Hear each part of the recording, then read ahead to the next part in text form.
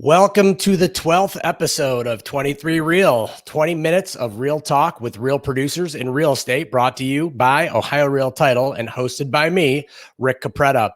We've got a couple of guests today whose accolades include the 2017 Elgar president, current board of director for Elgar, 2015 to 2019 National Sales Excellent Award winner, which is the top 5% of realtors nationwide.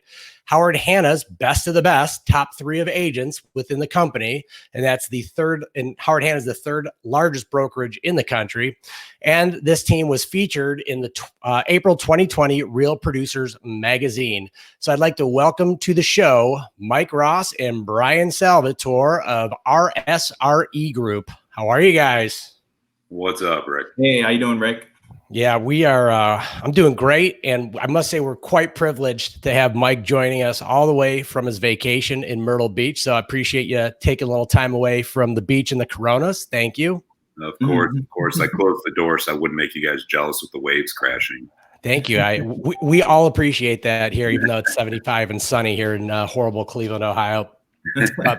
I've known these two guys since 2017. They've worked on and off with us here at Ohio Real Title, but somehow I've still kept a friendship with them, even though they're not currently my primary customers. But they're great guys. But you know, real estate, it's great. We're going to talk a little bit about sports, but first thing, Mike must know that we're going to talk about Mike's sweet velvety voice. And wanted to ask Mike, why did God give you such a wonderful voice for midnight radio? Well, I guess I won the coin flip. Between who? The baby that was born next to me at Hillcrest Hospital. So. That kid's got a high squeaker. So. I figured he just screamed too much as a kid, and it made his voice raspy. So, oh yeah, for sure. That was just what I assumed. Yeah, I was gonna say the first voice, the first sound out of his mouth was like the low baritone, low bass. So whatever. But Mike, I've been saying this, not kidding, since I started this silly little show, is that I do want you to do an intro and outro for me. So we're going to have to hook that up when you get back into town. Show me the money. Show me the money. All right. Well, then I guess we won't be having that. I guess we're going to be going to Fiverr for some out of country person. All right. So unfortunately, since I'm incapable of reading, I was told you guys had a really nice article written about you guys in that Real Producers magazine. And in there referenced sports. And I know you guys love sports, and it referenced how you both wanted to play professionally. So since we were all probably in those exact same shoes, looking back, how old were you guys when you realized that we probably weren't as good as we thought we were, and that was just going to be a dream? Well, I mean, I can start. My dream got, crashed or whatever when I was like 22. I tore my rotator cuff, and it effectively ended my baseball career. Yeah, and I was probably midway through high school. I realized that at first I wanted to be a professional basketball player, but when you don't reach past 5'9", you're not going to come anywhere close. And, golf was my main passion, and realized that living in Ohio, when you only play 3 or 4 months out of the year, that's not good for being a professional athlete. So the other thing too, is my overall skill level wasn't there as well. So I'll admit that. But that led into my partnership with Mike Ross, and led to some good things. So it all worked out in the end. Of course. Yeah. I agree with Brian there. Yeah, it was not a fun realization. And then, I know, obviously, Brian, I know you still still play basketball. I know you obviously still golf. Mike, obviously you stopped playing hardball. Are you still kicking around on the softball circuit? I guess if we ever get back to a normalcy here. I can throw a mean underhand knuckleball. Were you still playing as of last year? Yeah. Our season actually starts July 5th. Pretty pumped about it. Nice. Yeah, my old man baseball league, I think, kicks up the following week. So I'm sure we'll all be limping around here very soon. So good stuff. So you guys, came together in, was it 2017 or 2018? I think officially, it was like the tail end of 16, and then we made it like official like March of 17. Okay. Then I think that's probably when we were getting together and meeting and all that stuff. So tell me a little bit about why and how you guys decided to start the team. Well, Mike was in real estate already, and he was pretty well established. I came into the office, and he kind of helped me out, took me under his wing, showed me everything he knew as far as what he could teach me in the business, and it led to a good connection. We both lived in the area, so it was just an overall good fit. He approached me and said, "Do you want to start a team?" And I said, "Yeah, sure, why not?" It was pretty much as informal as that. Right. Yeah. Got nothing going on this weekend. Yeah, let's do it. Yeah. Right. Mike, did you have plans prior to, or was it kind of more of a spontaneous thing then between you and Brian, or did you know that you wanted to build towards the team model? Yeah. So, I mean, before I had, grabbed Brian there, I came to the realization I wanted to scale. And, at the time I was doing, pretty good business as a solo agent, $4 or $5 million a year. But, I knew that if I wanted to scale, I needed to bring somebody else on to bounce ideas off of and then really just help ramp everything up and grow it. And Brian seemed like he had a good business sense, and he still does. So, it's one of those things. Yeah, we co-listed a listing together, and then we did the next one. And then, I was like, yeah, let's just go full time in. Cool. While we're on the team, tell me about what you guys have grown to and what you're hoping it will look like in another 3 to 5 years. So, I mean, I'll start real quick so currently it's Brian and myself as the team leaders. Mm-hmm. And then we have 6 agents that work with us right now. Carrie, Joe, Brian Pellegrini, Dan Strauss, Cindy Wilson, and Amy Wallen. I can't believe I almost forgot Amy. She would kill me. Yeah, so those 6 oh yeah, she would literally murder me. But what's it called? But yeah, we're looking at on 2 more right now. We've had preliminary talks with one, and then the other one is sitting for a state test, and we're pretty pumped about him. Cool. But yeah, so that would take our team total up to 10. And then, as long as we can, consider, continue to make it make sense to add people, in terms of being able to, handle the extra people, all that good stuff, we'll continue to grow. Brian, you got anything else on that? Yeah, just to piggyback on that, when we started the team, we wanted to do something like in our own way. And the goal is to really focus on the agents that work with our team. We take a responsibility of their success to some degree. And so we really wanted to make sure we structured it to where if we're going to bring someone on the team, we want it to be a good fit and make sure that their goals kind of align with where we're going to take the company. So that's something that we really focused on, and also just supporting them, making sure we're giving them every tool possible, giving them a reason to join our team versus being on their own. We want them to benefit from working with us. So that is a huge goal. Our team is our livelihood, and we do everything we can to reinvest into them. And that was kind of the thought process going in. Cool. One thing I didn't kind of pre-cue you guys in, but I was thinking about, how are you guys generating leads for the team? Are they mostly paid? Is everybody just Sphere? How do you guys generate leads for the team? So I can touch on that. Oh yeah, go ahead, Brian. Well, I was just going to say, when because I'm still relatively new in the business, I'm approaching 5 years now. I can't believe you've been in it for 5 years. That's not new. Yeah. Well, I'm just getting out of being new in the business. So I had to basically go find leads before my Sphere finally kind of started to kick in. So it's nice that my Sphere gives me leads, but I really focus on our paid generating leads. So we use Zillow, realtor.com. We get leads through there, and we're also looking into other sources of leads as well. We do mailers, direct mailers, things like that. Pretty much, what all of the major teams do. Right. Yeah. All the tried and true practices. But then, to kind of piggyback on that, we do an exclusive, how Brian had mentioned with Zillow there, we do an exclusive program with the foreclosures and pre-foreclosures that we've been very successful with that. Okay. And Brian is a 100% rock star with those calls.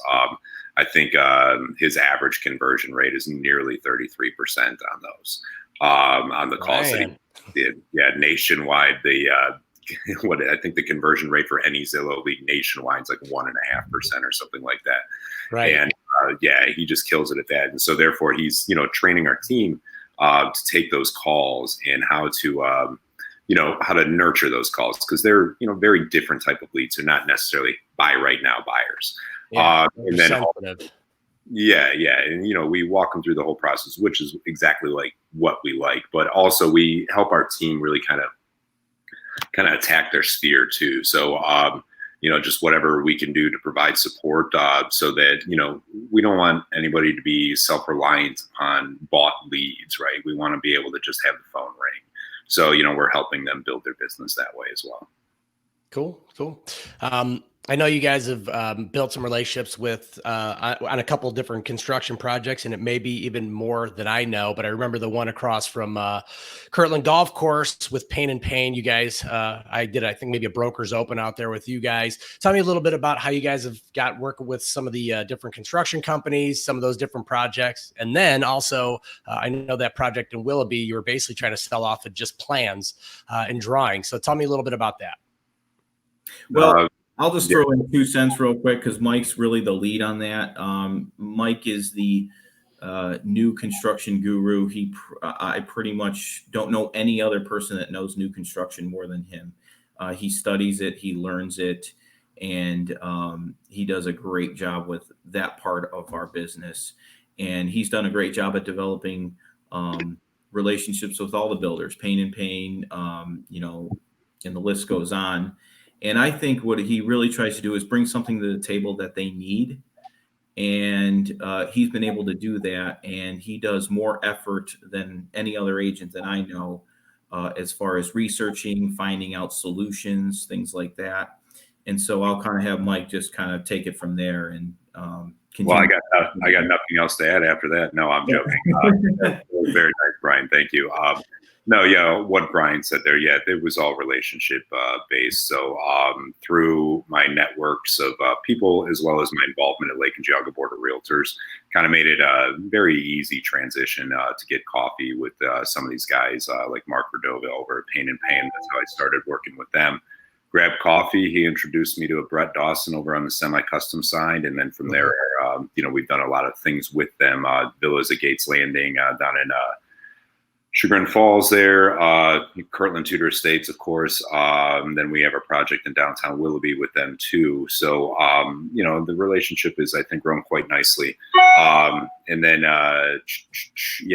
met some developers along the way. We're always looking at whenever we can find a deal, how many different ways we can chop that deal up in to make more of a deal, right? So if we find a piece of land that we can fit 20 homes on, so which builder can we put there for what, type of price point, stuff like that. So instead of just collecting the one commission, we get the one, chop it up into 20, stuff like that, and kind of just build an inventory moving forward for the years to come, as opposed to just hoping and wondering when the next listing is going to come. You know what I mean? Yeah, a little better to create the listings instead of counting on a one and done. Excuse me. I agree 100%. Verdova's doing his own little series too on Facebook. I noticed. Apparently everybody's got the Facebook Live itch these days to throw their faces up there. Well, up until like 3 weeks ago, there wasn't much else to do. So I know. Now I'm taking away for everyone's busy schedule during busy season. Unfortunately, everyone has to look at us too. So yeah, I'm so busy today. I can't believe you took any time out of my schedule. I mean, beach time. You said the first 2 days rain, so I am actually taking some valuable time from you here. All right. So I know you guys, Mike, I think you grew up in Eastern Cuyahoga County, and Brian, you're Lake County guy, and you both have settled in the Willoughby area. So tell me what you guys like about that, I guess the Western Lake County corridor so much. Yeah, I think we'll have two different points of perspective because I'm a transplant and Brian hasn't left. So obviously there's something that's I left for a little bit. Well, yeah, Brian, go for it. I came back. Go for it, Brian. Yeah, I grew up in Willoughby, stayed in Willoughby. Everyone that knows Willoughby doesn't really have anything bad to say about it. It's a great city. Of course, the famous downtown Willoughby is what everyone knows it for. Never been. Yeah, you might have been there a couple times. I don't know though, but it's just something I'm comfortable with too. So not only do I think it's and I lived in other cities too. I lived in, I lived in Alliance where I went to Mount Union. I lived in Canton area. So I've lived in different areas too, but nothing compares to Willoughby and for that matter, Lake County. Not only do I feel comfortable here, but I'm very passionate about it. I like the people here. I like the leadership for the most part on a local level. And especially compared to what's going on nationally, I think the leadership is great, and they've done a great job getting through this whole pandemic, as you call it. But yeah, it's just you have nothing bad to say about it. I know it the best, and I'll continue to work here throughout my career. Nice, Mike. Yeah, it's one of the few cities in the state of Ohio that has a downtown, a river, and a lake, all within the same, parameters there. And I think the downtown has room for expansion. Ever since the market stabilized in 2013, Willoughby's been on a steady increase in valuation. I think the leadership at the top of the community is top notch. Bob Fiala is a good friend of mine. The mayor there, and he's really doing the right thing. Unlike some communities locally that are a little bit more in political trouble, I think. But Willoughby's done very, very well. I've been in the city for about 10 years now, and I honestly, unless it's to move somewhere next to an ocean, I'm probably not going to move. Bigger body of water, maybe. Yeah. Only if there's a downtown, a river, and a bigger body of water. I don't care about the river, but a downtown and a bigger body of water, then I would move. Yeah. He keeps wanting to buy a boat together, and I go, we live in Cleveland, in the greater Cleveland, Ohio. Regardless, yeah. Okay. Brian will buy a jet ski and hang out behind you. All right. To go back on to Lake County, I know you guys have some involvement with some different nonprofits, and you guys even had me get involved in some too. Let me know if you guys are still doing some of that and a little bit about what you guys are doing from that side. Well, I'll go ahead and say that we did the golf outing for a couple of years there, and unfortunately the plan was to do it again this year, but as we all know, all the golf outings are canceled right now. Right. We did have a nonprofit called Go Lake County, and it was just a bunch of people from Lake County, young professionals, and we kind of sat around and said, we're the next group coming up. We have to do something for the community. What does the community need? And one of the girls in our kind of network here was Sarah Spence, and she's big into technology and manufacturing and things like that. So she's the president of Spence Technologies over there on Tops Industrial Parkway. Yeah, and she said that we're desperately trying to keep manufacturing in Lake County, and people were going out of state to get education, and they weren't necessarily coming back. And Lake County, or manufacturing in Lake County, is a pillar of the economic structure. And so we wanted to start a fundraiser that donated to the education of manufacturing, and we wanted to solely keep it in Lake County. So that way, whether it's Auburn Career Center or the Willoughby Tech place over there on Euclid Avenue that really helps kids with manufacturing, we wanted to help out as much as possible. And the other side of it too is we all know that college is getting ridiculously expensive. It has been for years, and it's only been going up. So our goal was to give an alternative and say that you can have a very successful career, and a very flourishing career, and you don't necessarily have to go to a 4-year college. You can go to You can get your trade license, you can get, you can go into anything. And, sometimes people look down on that, I thought. And, we wanted to teach people that it could be a very successful way to make a living. Yep. Absolutely. Yeah. Until they found out you make 70 grand a year, first year out of welding school. Mm-hmm. So, right. Well, that's a good idea. But yeah, we raised about $16,000 over a 2-year course, and we fully anticipate to resume all this stuff come 2021. Good. I look forward to the next golf outing. So we're pushing a little bit past the 20-minute mark. So I'm going to ask one of you the last 2 questions. So Brian, what has been your biggest personal or professional struggle here during this this COVID-19 period? Well, I'm just going to be a broken record and say inventory. I think the biggest struggle has been you had a group of the market has been trending negative inventory for a while. And to make a long story short, the COVID crisis prevented a lot of people from listing. So we already went from having a low inventory to having a significantly low inventory. And luckily, the buyers have been pretty steady. There's always been plenty of buyers out there, but the discrepancy between what's available and what, and what people need is, is causing a struggle. And that's been our biggest hurdle. Absolutely. On that side, the successful thing is the real estate market is very, very strong right now. And I don't know what's going to happen next year, but it's been kind of a silver lining to everything going on. It's nice that the real estate market has stayed active and busy and and essential. I'm thankful for that and essential. Yeah. If you're going to sell your house, sell it now. Right. Sell it now. And Mike, I'm going to ask you the final question here. What is the one thing you want the listeners to take away from our discussion here today? Oh, that's a good one. I get that question actually often, from newer agents, but it's show up, answer your phone, show up, be courteous. Don't be a dick to other people on the phone, like other realtors. I have to go back and beep that out. Right. Be a professional because you're your own boss. Be a professional. Yeah, exactly. It just, sets a tone for a transaction. If you just come out guns firing, it's like we all want to get to the common ground. So show up, be courteous, and get involved at Elgar. How about that?